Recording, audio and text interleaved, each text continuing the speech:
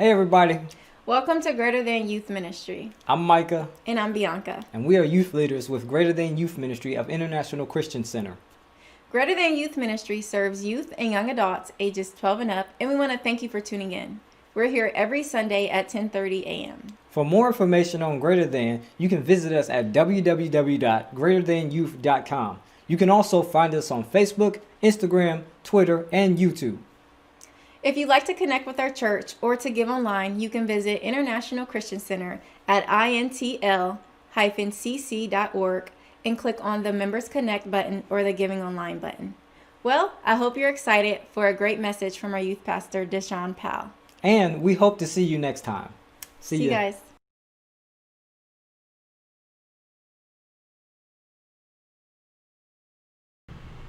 All right. Well, welcome to another Sunday with Greater Than Youth Ministry. I am the youth pastor of Greater Than Youth Ministry of International Christian Center. My name is Deshaun Powell, and I welcome you to another Sunday service here with us to be able to continue to dive in and discuss the Word. We've been on a series that has been called Defending Truth, and this week my intent was to speak about counterfeit truth. And I'm going to still do that, but I had to adjust what it is that I think I'm going to say this week in lieu of all of the things that seem to be transpiring within our society. I think I would be remiss not to address what's probably on the hearts and minds of all of the individuals who will probably be tuning into this. And I do want to give you a message, and the message will align, but I do want to kind of address the situations that are taking place right now. Obviously, those of you who have been watching the news, or just about anybody in any major city across the United States, have encountered things such as protests due to some of the police brutality that has taken place and has been publicized on television and on social media networks. Additionally, National Guard being deployed in different cities across the U.S.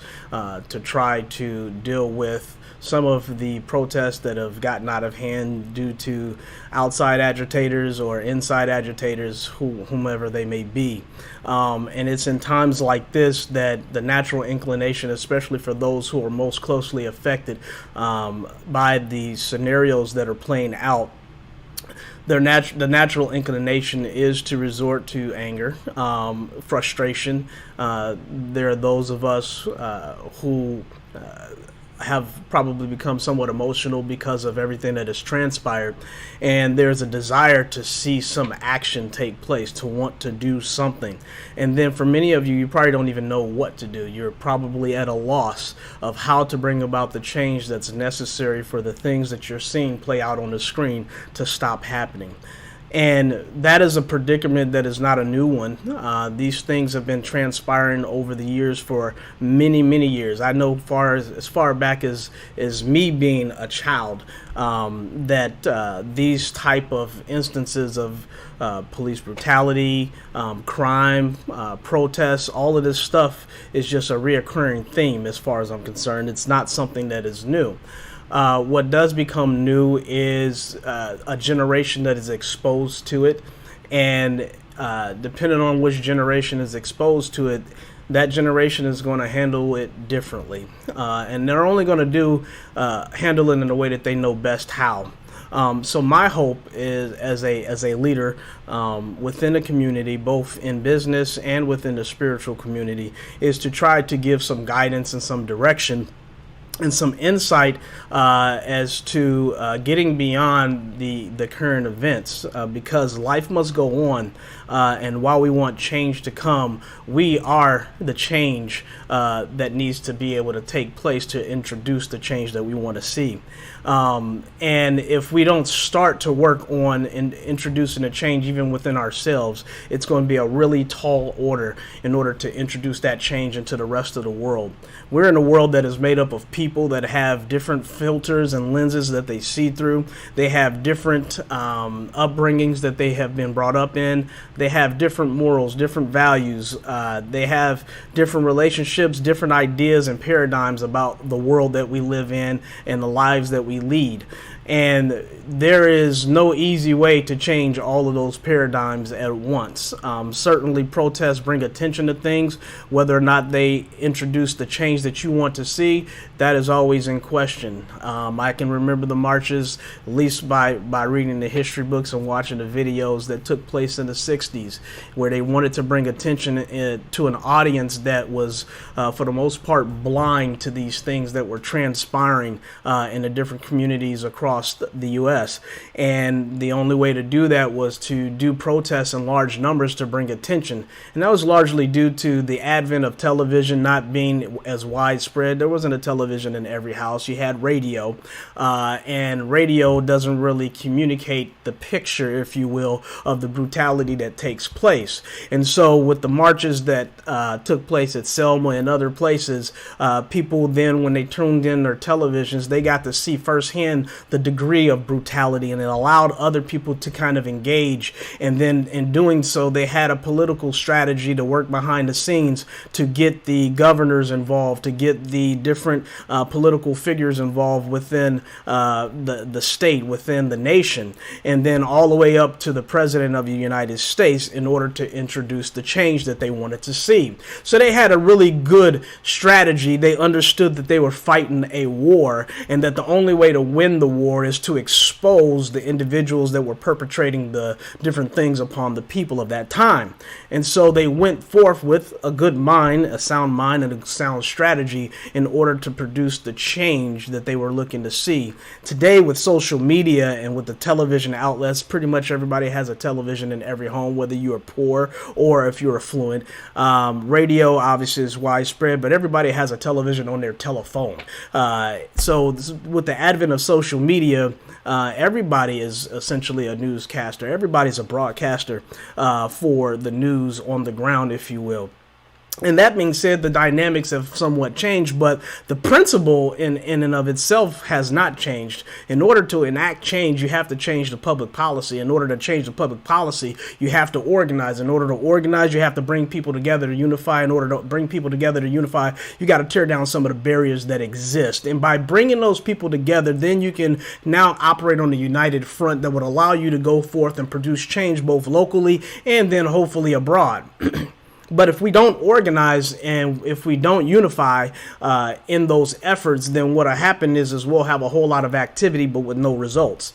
And so my hope is that the leaders that be in our society today, those who are much more affluent in their leadership than say myself, just a little guy on the low end of the totem pole, if you will, my hope is that they will come together and help people to organize, and that my hope is that you will take it upon yourself to be a part of that system or that process that so many people died in the past for. It wasn't just those with African Americans' rights or women's rights, but pretty much anybody who was not of a particular people group were limited in their capacity to be able to produce change. And so many people died in the past to provide the right for you and I to be able to go to the ballot box and submit our vote. That's a lot of how change is introduced in this country. And my hope is that even in the midst of all of this protest, that those who have a desire to see change don't lose sight of that change and the resolve that they have, that they show up on the day when it's time to vote, and they vote for those who they believe will actually produce the change that is necessary. If we don't have those jump in to be a part of the process to produce this change, then the status quo is maintained.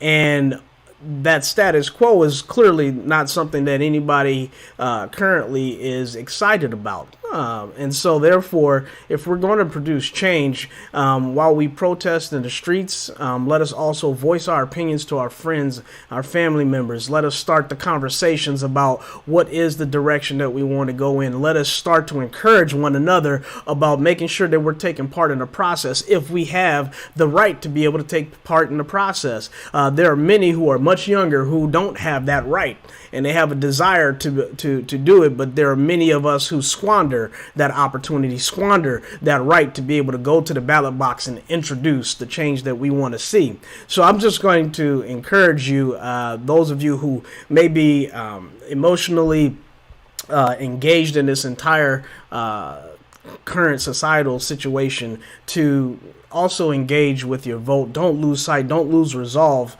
with regard to that, because it's going to be very easy for people to be so disgusted with the entire situation that's playing out in our society and then not show up on the day that it matters the most.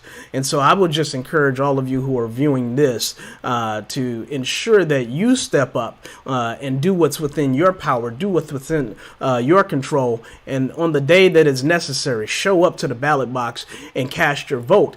Because ultimately, if you don't, and you do squander your vote, what's going to happen is this very thing that you don't desire to be will continue to be, because you have allowed certain people to basically stay in their position.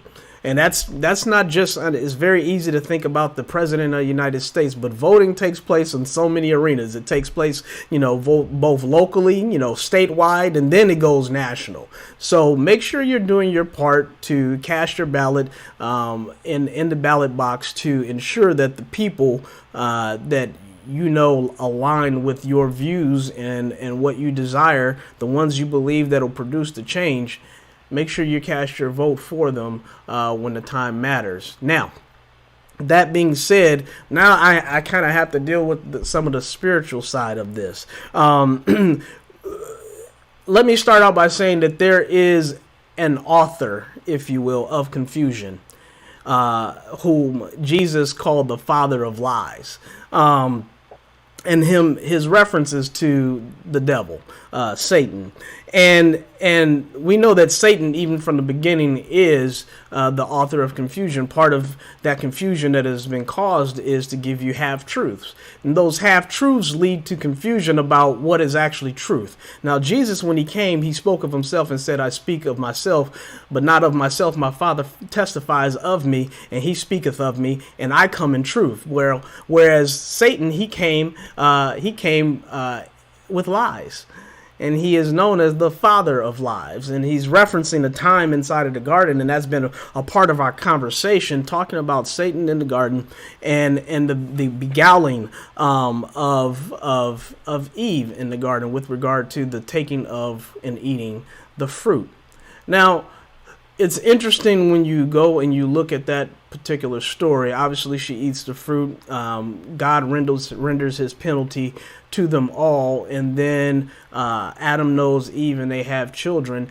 And what I wanted to talk about today is just counterfeit truth. And what does that mean? Counterfeit is what you might consider to be fake, an imitation, something that is not pure, something that is a watered down version of something.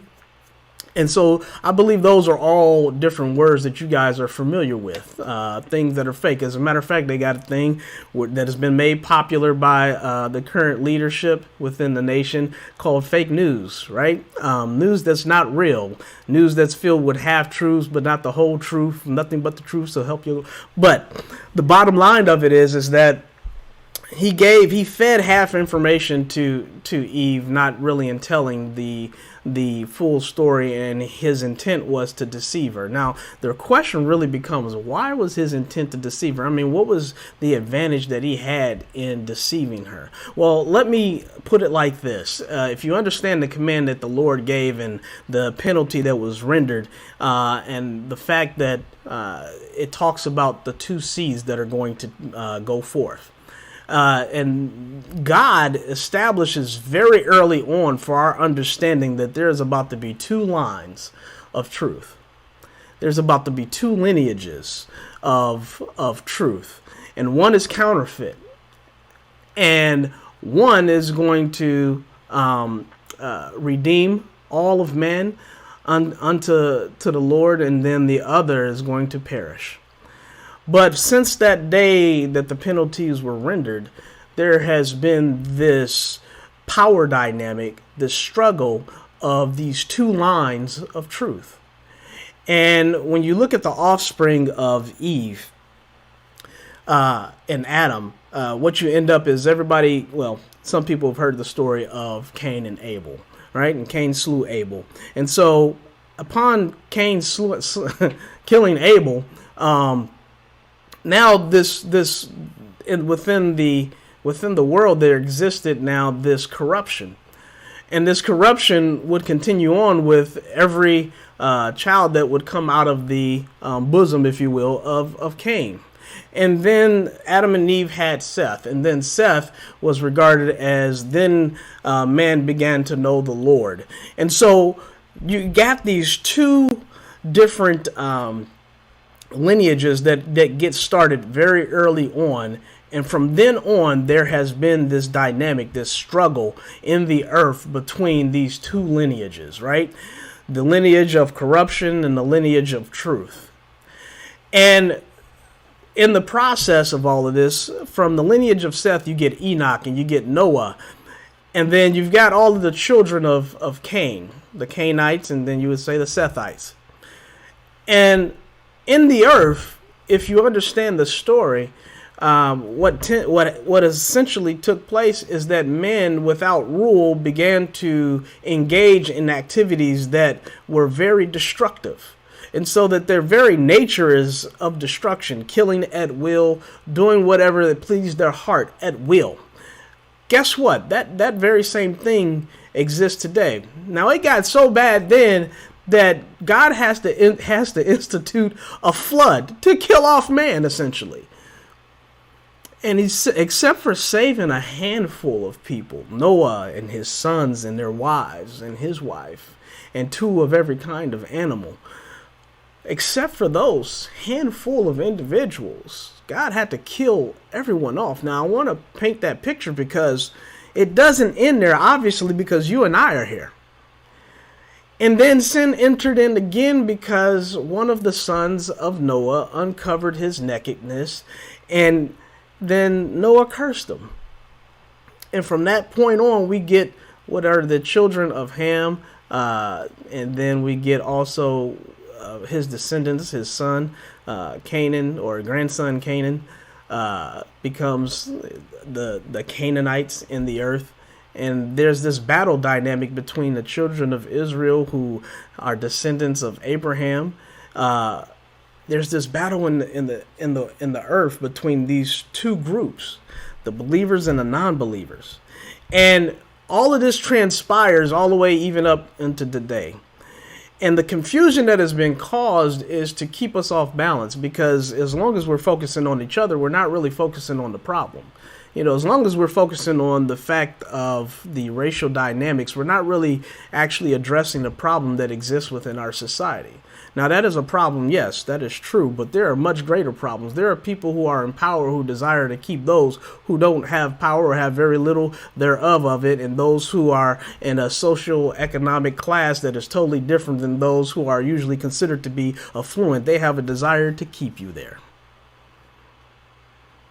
And the adversary has a desire for this grand, I don't want to call it the grand scheme, but this grand promise that the Lord has put forth. He has a desire to see that thing fail. He doesn't want you to capture the understanding, the insight, the knowledge, the wisdom of God in order to be able to carry that thing out inside of your life. He understands what that ultimately means if we somehow begin to influence all of those for the sake of God, to the extent that we eradicate the enemy from the earth by way of spreading this gospel, so that every man has an opportunity to choose whether or not they will receive the Lord or not. And so part of what you tend to do is to keep your enemy occupied with themselves as opposed to focusing on you. Keep them occupied with the smaller things, the little things, the things that matter but don't matter as much as the grand finale of the things that we are engaged in. We're fighting a war, and many of you are fighting battles on the different fronts that you're fighting those things on. And sometimes you're allowing yourself to get distracted by the things that ultimately don't hold any weight. They don't produce the change for the situation that you need. And we're dealing with all the time with the counterfeit truth. We don't really know what's what. If you are emotional and you are reactive, then what happens is when things take place, then you tend to react, and you react without having all of the details. You don't have all of the information. And we see that throughout the Bible, the reactions of those through the different stories that we encounter. And we do it even so now in our own lives today. We react and we have reflexes that are usually uninformed. It's usually based off of a lack of good information. And we very often don't just take a pause to make sure we get all of the information before acting. And even now, if I use I'm in Columbus, Ohio, and right now they're deploying the National Guard to our downtown streets to ensure that the downtown doesn't get tore up and to ensure the safety of the residents of the downtown and different things of that nature. Now, my son is a National Guardsman. He is a non-active duty, but he is a combat medic. He's been deployed already to Marion Correctional Facility. He's been deployed to Springfield for the food pantries, and his upcoming deployment is to the nursing homes to help do the testing and ensure that everybody is tested, and those who may have COVID to be able to get them the best care possible. So that's a part of the missions that he gets sent on right now as a combat medic. He's also a student at OSU. He went into OSU as a neuroscience student to study neuroscience and to potentially go in to neurology and possibly be a neurosurgeon. Now, that's the path that he started on, but like all college students, more than likely that path may change, but it may stay the same. Regardless of those things, that is my son who's been deployed out into the streets to produce protection. Now, there's going to be protesters. These are going to be our brothers and sisters that are going to be out in the street, and they're going to be protesting a cause that they believe deeply in and passionately in, and we are called upon to support them. You know, as long as protests are peaceful, which they can be peaceful, we are called upon to support them. Now, there may be some outsiders, some people who are the wolves in sheep's clothing that come in and try to agitate things to produce a certain level of upheaval among the people, to stir up a reaction, to generate some news by destroying property or producing harm. But let us understand that these are our brothers and sisters that we are talking about. In many cases, who don't have any particular stake for being out there other than they have to do their job. I'd like to believe that every cop is on the up and up, but I know the reality is that not every human is on the up and up. Coming from where I came from in Chicago, there's black on black crime, police on black crime, there's white on white crime, there's white on black. I mean, it's just crime.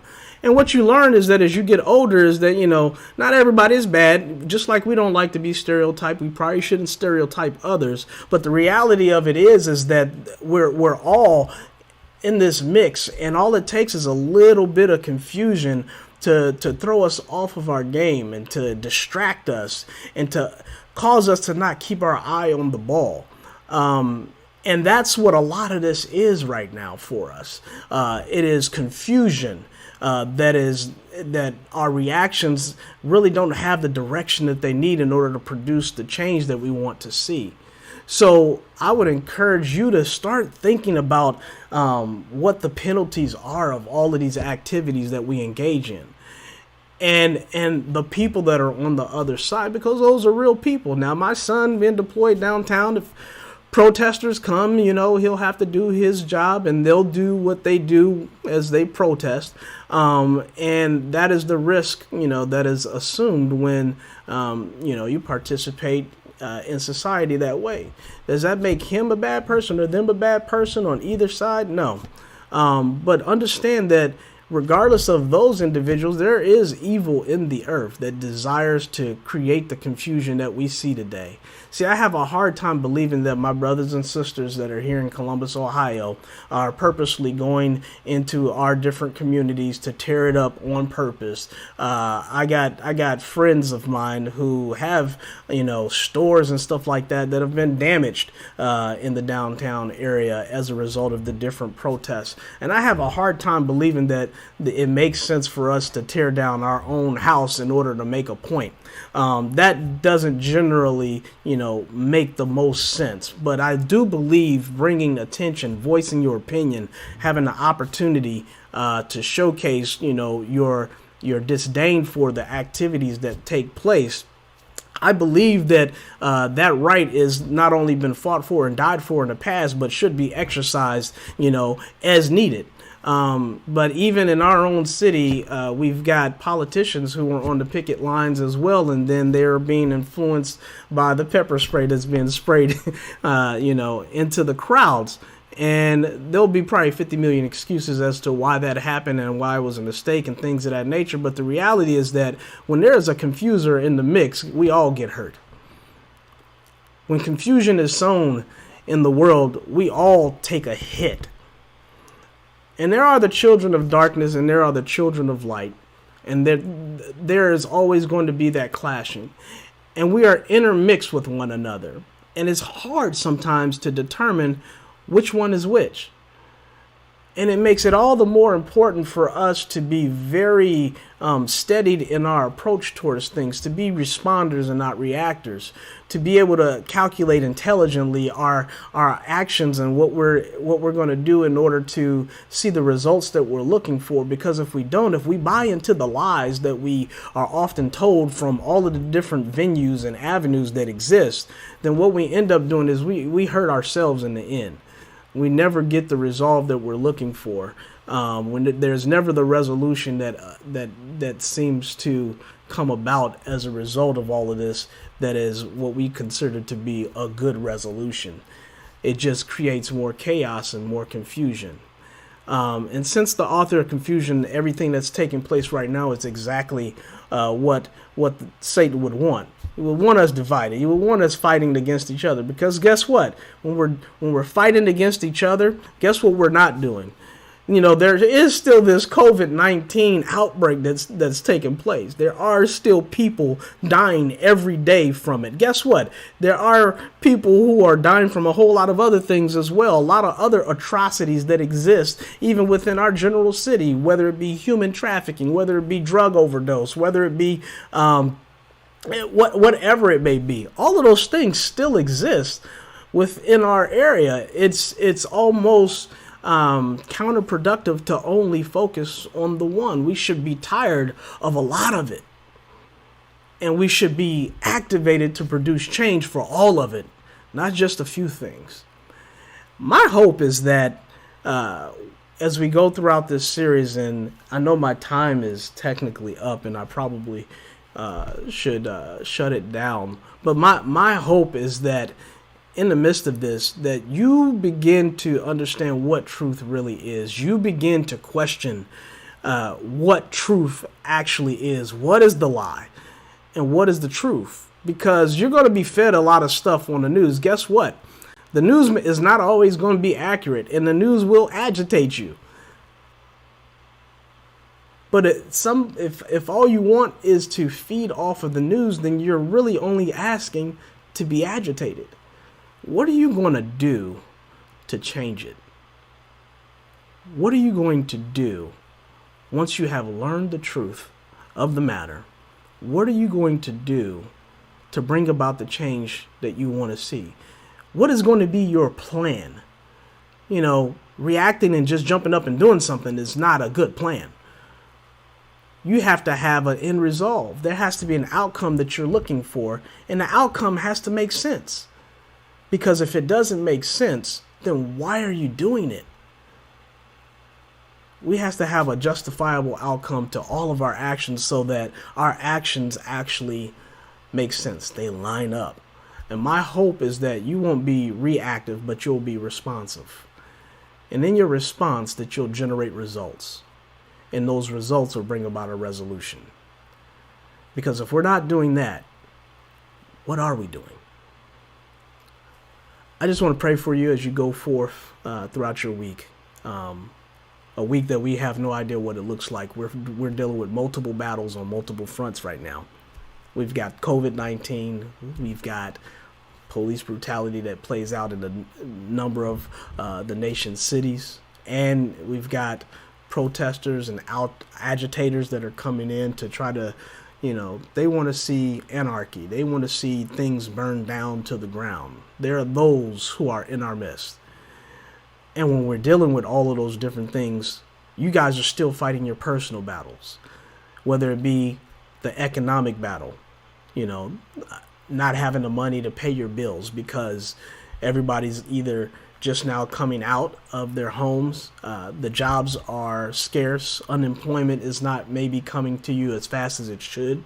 We're dealing with all of those different battles right now. And it's very easy to become distracted. My prayer is that you will come up with a plan. Not only start with you for yourself. Take control of your situation. And then let's see how we can be proactive and take care of some of these other situations where we need change. I hope my words have been encouraging. Delicate topic today. Maybe some agreement, maybe some disagreement. And that's fine. I think that's what makes us human. That's what makes this grand thing that we're a part of. That's what brings the glory out of it in the end. So I just want to pray for you as you go forth throughout your week, fight your individual battles. And my hope is that this past weekend's events throughout our nation won't be our tomorrow, won't be our next week. So, Father, in the name of the Lord Jesus Christ, we just thank you for the opportunity to come together, Father, to be able to share with one another in your word, Father, to hopefully get some understanding and some insight about life.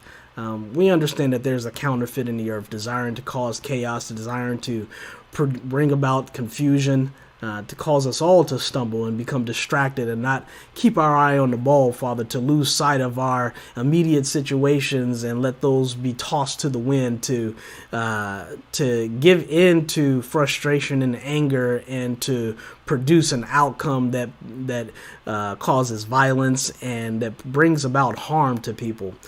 I just pray, Father, that we can all jump on one accord, Father, to find truth.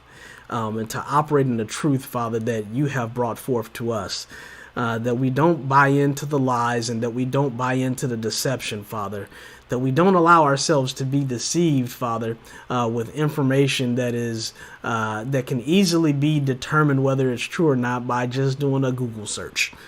I just pray, Father, that we use and exercise wisdom, understanding, revelation, Father, in the midst of all of these things. And I pray, Father, that as we go forward, Father, that the change that we seek to see, Father, that we are able to see it because we were proactive and responsive on our end, and we helped it come about. All these things I pray, Father, for tonight is the kingdom, the power, and the glory forever. In Jesus' name, amen and amen. I wish you all the best. And I pray that in your corner of the world that things will be okay, as they will, because as we always say, this too shall pass. Deshaun Powell. And